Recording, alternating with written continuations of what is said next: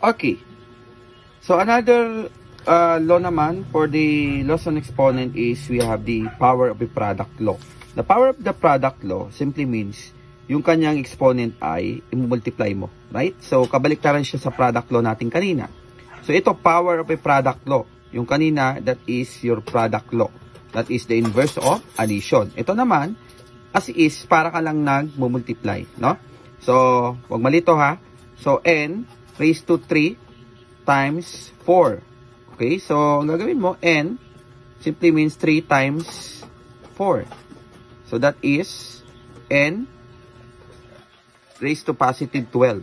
O, ano yung n raised to 12? Sa table of prefixes, that is nasa giga, di ba siya? Giga or tera, I think. Tera kasi 13. So, tama, nasa giga siya.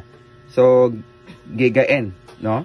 That is n raised to 12 or that is giga 12, no? Giga n. Yan ang equivalent niya. O, ito, another example naman. A, B raised to m is equivalent to A, m times B raised to m. That is AM, BM.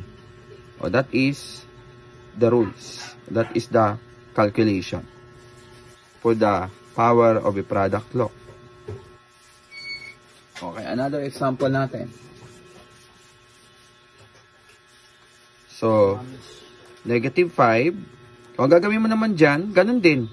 So, i-distribute mo din yung kanyang raise doon sa, parang ano lang to, distributive property of multiplication. So, let's say, yan. O, raise mo yan. Or parang simply means, sa madaling paraan, ganito yan. Negative 5 times negative 5 times kilometer square times 2. Multiply by 2 mo. No? That is positive 25 kilometer raised to 4. Kasi 2 times 2 is, that is 4. So, ang sagot mo ay 25 kilometer to the 4th power. Yan.